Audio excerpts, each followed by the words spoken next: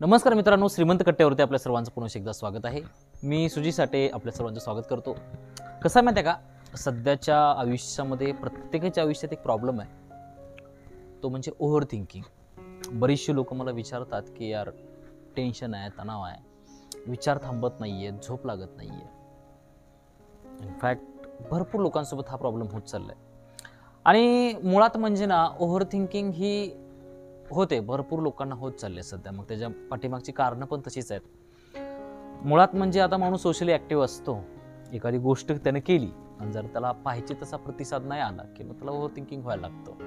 माझं काय चुकलं असेल का, मी बरोबर करतोय ना, किंवा बऱ्याच गोष्टी असतात तशा. किंवा ज्यावेळेस एखादा माणूस स्वतःला खूप परफेक्शनिस्ट समजत असतो किंवा प्रत्येक गोष्ट माझ्या मनासारखीच झाली पाहिजे असं त्याला वाटत असतं, आणि ज्यावेळेस ती होत नाही त्यावेळेस मग माणूस ओव्हर थिंकिंग करायला लागतो, थोडासा तणाव घ्यायला लागतो त्या गोष्टीचा. यार माझ्यासोबतच असं का होतंय, माझ्यासोबत मी ज्या गोष्टी करतोय त्या परफेक्ट का होत नाही आहेत, किंवा अशा लोकांना ओव्हर थिंकिंग भरपूर प्रमाणामध्ये होते.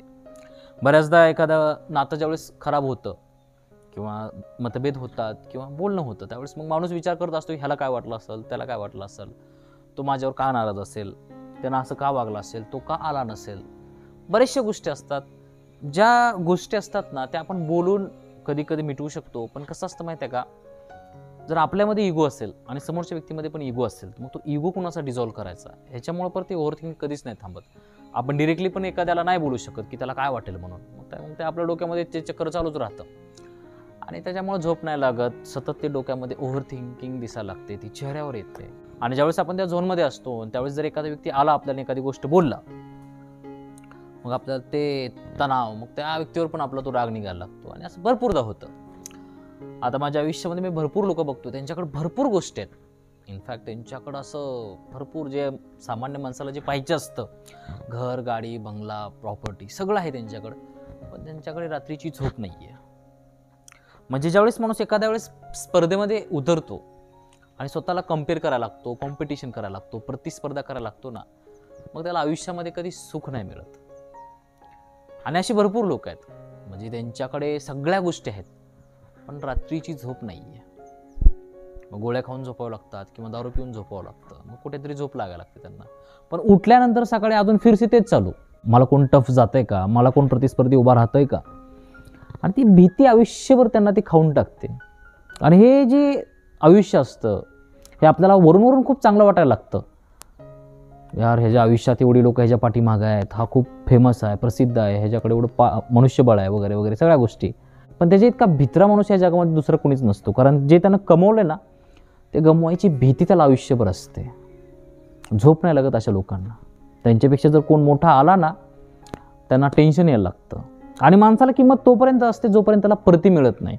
ज्या दिवशी त्याला प्रति मिळतो ना मग त्याचं वजन कमी व्हायला लागतं. त्याच्यामुळे तो प्रति कधी उभारू देत नाही. पण शेवटी हा निसर्ग आहे, जर एखाद्यावर भगवंताची कृपा झाली तर त्याला कोणीच नाही अडवू शकत. आणि लोक होतात मोठी, नैसर्गिकरित्या होतात. मग त्याला किती जरी दाबण्याचा प्रयत्न केला, कोणी कितीही थांबवण्याचा प्रयत्न केला, पण जर नियतीला जर ते मान्य नसेल तर मग त्याला कोणीच अडवू नाही शकत. मग अशी लोक मोठी होतातच आज ना उद्या. मग खूप वाईट वाटायला लागतं त्यावेळेस, आणि मग ते आयुष्यभर परत ते दुःख घेऊन जगावं लागतं. मग एक काळ गाजवलेला असतो पण तो काळ परत राहत नाही. आणि मुळात म्हणजे कसं माहिती आहे का, जो माणूस सत्तेमध्ये असतो ना, किंवा ज्याला जायचं असतं किंवा जो सत्तेवर बसायलेला असतो, त्याला आयुष्यभर असं कधीच वाटत नसते की माझ्यासोबत अशी गोष्ट होणार आहे. त्याला आयुष्यभर हा भ्रम असतो की माझ्यासोबत सगळं चांगलंच होणार आहे, सगळं मी कंट्रोलमध्ये ठेवणार आहे वगैरे वगैरे. मग तो फुल प्रयत्न करत असतो आयुष्यभर त्या गोष्टी दाबण्याचा वगैरे वगैरे. पण एक दिवस सगळ्या गोष्टी परततात आणि सुख नाही मिळत, कधीच नाही मिळत. मग ही अशी जी लोक असतात ना आयुष्य वायाला घालवतात ओव्हर थिंकिंगमध्ये, फालतू गोष्टींमध्ये. मग हे इथून मग सोडाची, द्वेषाची भावना आतमध्ये जन्म घेते आणि ती आयुष्यभर माणसाला आनंद नाही देत. तडपडून मरतात अशी माणसं. आणि अशी भरपूर लोक आहेत. म्हणजे ज्याला आपण सक्सेसचा मार्ग म्हणतोय, ज्यांना आपण चकचाकीत किंवा खूप प्रसिद्ध लोक म्हणतोय, ज्यांच्या पाठीमागं आपण जातोय, ज्यांना फॉलो करतोय ना, त्याच लोकांचं आयुष्य खूप विचित्र आहे आतून. ते दिसायला खूप आपल्याला आकर्षक वाटतात, फेमस वाटतात, पण आतून त्यांच्या खूप दुःख आहे. त्याच्यामुळे ह्या गोष्टींचा आपण विचार करणं खूप महत्त्वाचं आहे. महत्त्वाचं काय असतं आयुष्यामध्ये, शांतपणे संध्याकाळी झोप लागणे. जर ती झोप आपल्याला लागत नसेल ना तर आपल्या आयुष्यामध्ये आपण अयशस्वी आहोत.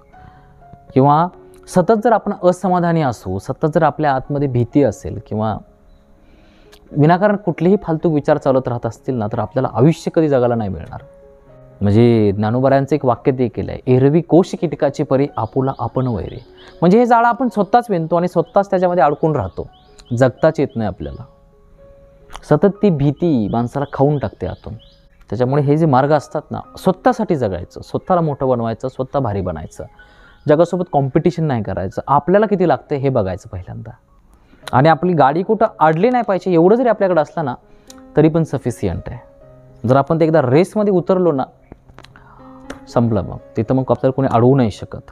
जर आपल्याकडे ती विवेकबुद्धी असेल तर मग आपण स्वतःला अडवू शकतो, पण जर ती नसेल ना तर मग दुःखाशिवाय दुसरा कुठलाही पर्याय नाही आहे. मग डिप्रेशन, नैराश्य, उदासीनता सगळ्या गोष्टी होतात आयुष्यामध्ये. ओव्हर थिंकिंग व्हायला लागते. चेहऱ्यावरचं ते तेज नाही राहत, आयुष्यामध्ये आनंद नाही राहत. त्याच्यामुळे ह्या गोष्टींचा विचार करणं खूप महत्त्वाचं आहे. आता मोस्टली जी नवीन पिढी आहे ते गोष्टी ह्या ऐकूनच घेत नाही आहे. तिला जे असं ॲट्रॅक्टिव्ह गोष्टी दिसत आहे, जे दाखवलं जातं ना, त्याला वाटतं हे तर सगळ्या आयुष्यातला आनंद आहे. पण जो व्यक्ती तिथं बसला ना, त्याच्या बोडाखाली किती आग लागली आहे हे दिसत नाही आहे अजून. ज्याही व्यक्तीसारखं आपल्याला बनायचं आहे ना, त्या व्यक्तीसोबत जाऊन 8-15 दिवस राहून यायचं, बघायचं. जर तो व्यक्ती स्थिर नसेल ना आयुष्यामध्ये तर तो असमाधानी आहे, दुःख आहे त्याच्या आयुष्यामध्ये. इनफॅक्ट अशी जी लोकं असतात ना ते आपल्याला वेळच देत नाहीत, लांब पडतात आपल्यापासून.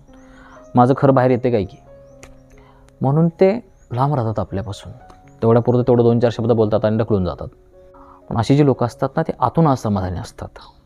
मग ज्या व्यक्तीला ॲक्च्युअलमध्ये झोप लागते आहे, कुठलंही टेन्शन नाही आहे डोक्यामध्ये, सकाळी उठल्यानंतर तो एकदम फ्रेश असतो, तो ॲक्च्युअलमध्ये आयुष्यामध्ये खरा आनंदी व्यक्ती आहे. आणि अशी भरपूर लोक आहेत जे रोजानं कामाला जातात पण आयुष्यामध्ये अत्यंत सुखी आहेत.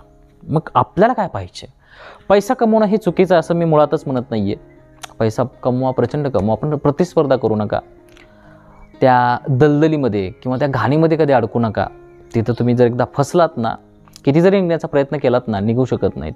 कारण जे पेरलेलं असतं ना ते उगवतंच. त्याच्यामुळे ती घाण आपल्या आयुष्यात कधी नसायला पाहिजे, एवढं सांगू इच्छितो. आणि जर एकदा जर का ती ओव्हर थिंकिंग झोनमध्ये आपण अडकलो तर परत ओव्हर थिंकिंग आपल्याला बाहेर नाही पडू देत. कारण आपल्या आजूबाजूचं वातावरण असं झालेलं असतं ना, माणूस दिसला की विचार यायला लागतो आणि तिथून मग सुख नाही मिळत आयुष्यामध्ये. त्यामुळे ह्या गोष्टीचा विचार करणं खूप महत्त्वाचं आहे, एवढं सांगू इच्छितो. आय होप की आज माझ्याकडून तुम्हाला बऱ्यापैकी ऐकायला मिळालं असेल. जर व्हिडिओ आवडला असेल तर व्हिडिओला लाईक करा, शेअर करा. तुमच्या काय प्रतिक्रिया असतील तर मला कमेंट बॉक्समध्ये नक्की सांगा. Thank you so much for watching this video. God bless you. Bye. खूप महत्त्वाचा व्हिडिओ आहे.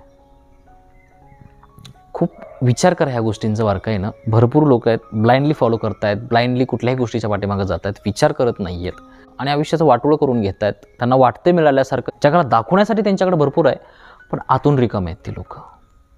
त्याच्यामुळे ह्या गोष्टींचा बारकाईनं अभ्यास करा, विचार करा आणि मग आयुष्यामध्ये स्टेप्स घ्या.